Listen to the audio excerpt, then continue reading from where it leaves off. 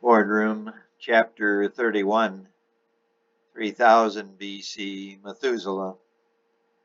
Did you try? Yes, I did try, Grandpa. You can't get in, Grandpa. I told you it was a waste of time. Well, I had to check. Our civilization is now so stable that I thought our God might let us back in. Who was there? Grandpa said. 349 something. Same as last time. They must have some kind of rotation. He can't be there all the time. Did you approach? His grandpa asked. No, are you crazy? His cold stare sends shivers through you. Well, thanks for trying. How's Pyramid 4 coming along? The crews are keeping up well. Should have her capped by the spring rain. Then we can face her with marble by fall. Really a beast, Gramps. The finest design so far, his grandpa confirmed. How's the crypt area? Going good. Well, oh, had a little trouble with some of the measurements, but it's coming along. How about the secret sanctuary? Anybody suspect anything? Nah, it's all set up so you and I can go in and set it up. No one will ever find it. Your jewels will be safe for eternity. Good, good. I still worry about. A frown creased his grandpa's brow. Don't, Grandpa Seth. Your son Enos is drunk all the livelong day and night. He'll be dead soon. I hope so. Yeah, I know what you mean, Gramps. How's the Sodom area and the Tigris? Still at war? Grandpa Seth asked. Pretty much constant. Esau's boys are holding pretty steady east of Jordan, but Gilgamesh keeps the pressure on. Any word from the Pacific or Asia?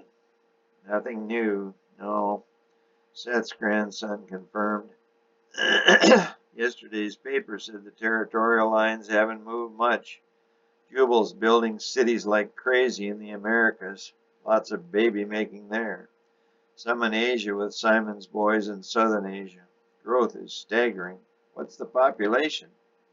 Last count in the word today was 1.6 billion, Methuselah said. Too many. We'll soon run out of space, Seth said, shaking his head.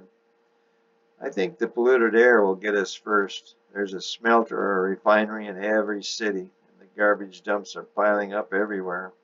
The stench in some places like Damascus is driving people out to the country again. Strange, we have such beautiful earth and we are now in the process of destroying it, Seth said, again shaking his head. He then went on, strange, we had everything but that evil serpent Lucifer set up Mom and Dad, so here we are on the road to oblivion. He now stared at the floor pensively. I couldn't have done it either, Gramps. That snake would have got me too. Yeah, I know. A tear slipped down Seth's craggy 800-year-old cheek. Hey, looky there, Methuselah said, staring up at the afternoon sky. They were seated together in the royal palace balcony, overlooking the Nile Valley and the Giza area where Pyramid 4 was under construction. Seth looked up from his cup of tea as Methuselah pointed. It's another UFO. Not again, Seth moaned. How many were sighted last week worldwide? 41, Methuselah said. One up in Antarctica burned a hole clear through the polar cap. Did you see those pictures? No, I saw that last crop circle in Asia, but missed that one. Wrecked 100 acres of my finest hybrid wheat fields. I'll get you a picture. Their eyes widened as a massive cloud of light ringed with a circle of blue-green flame lit up the sky. It rose gradually from the eastern plain and continued skyward, climbing higher and higher. Must be the snake himself, Seth said. I don't know why they bother flying around our planet. And they just stay up on Jupiter where they belong, Seth sighed. Oh, they want us to know they're here, and unfortunately it's working. Fully two-thirds of our world population worship that old snake, and the percentage is climbing. Babylon and Ur can scarcely hold them all. You should see the smog there. Some days the people have to wear masks to breathe. Seth shook his head again, but couldn't help staring at the flaming blue cloud. It suddenly came to him. That's Eden, he exclaimed. No, Methuselah said, can't be. Yes, it is. That's where it is or was, and he's moving it out. Who's moving it? Methuselah asked in disbelief. Pops, or our God. He told Dad, Adam, he would not destroy such a work of art. I can't believe it. He's moving the whole garden. Seth stared upward as the now massive cloud climbed into the late afternoon sky. But even God can't. It's 1,500 miles square. Impossible, Methuselah said as he stared skeptically up at the rising cloud. It may be impossible, but it is happening. You know, my dad, Adam said it used to circle the earth at the equator. When they lost out to the old snake, God squared it up and set it right over Anatolia, some 1,500 miles square. What will God put in its place, Grandpa?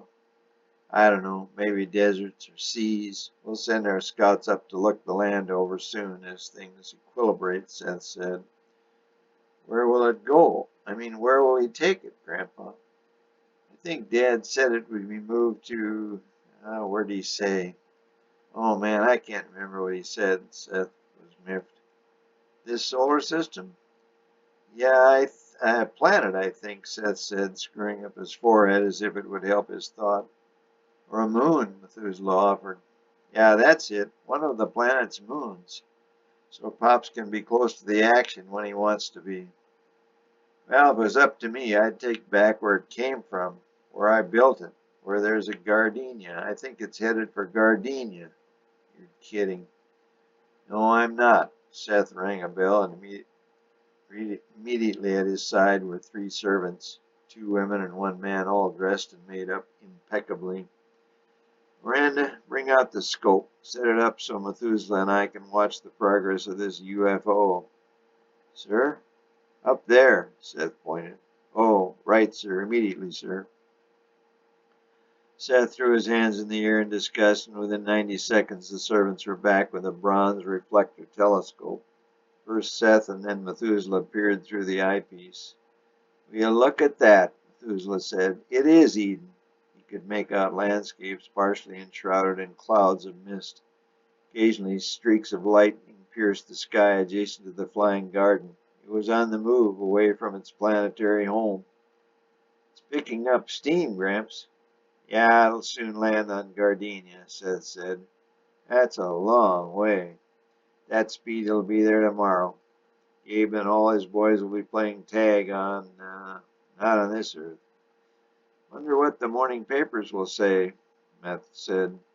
Just the usual. More pollution, more overcrowding, and more war.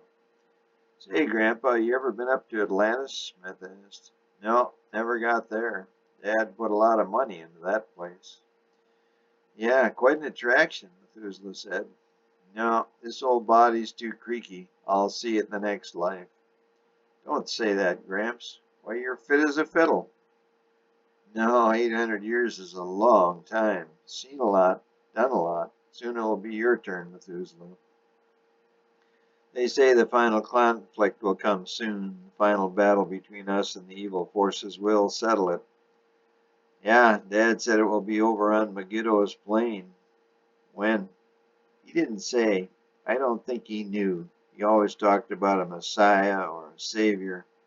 The Messiah would be born, someone who could live a perfect life and erase the stain of sin from this old planet, this universe. Seth felt a twinge of pain in his left chest and sat back in the chair. You don't believe all that hogwash? Methuselah had been peering through the scope, observing the magnificent scene. He looked back at Seth and suddenly he appeared quite pale. Grandpa, are you okay? Methuselah snapped his fingers and the three servants immediately appeared. They recognized the paleness as one of Seth's increasingly frequent bouts of angina. The female servant popped a white little bit of herb powder under Seth's tongue, and the three picked him up and put him in the wheelchair and wheeled him toward the royal bedroom adjacent to the patio. As he was put in the chair, he stared Meth straight in the eye and said, I thought you would be the Messiah. No, Gramps, not me. I'm no angel, Methuselah said. Maybe one of your sons, then. Anyone might be Enoch. Maybe so, Methuselah said. I pray every day for that Messiah. As he was whisked away, Meth's eyes teared up. Maybe it would be Enoch. He seemed a perfect child. Maybe today was a sign. Eden moving. God's up to something, he said to himself out loud. He couldn't take his eyes off the UFO, now only visible with a scope. But what is it?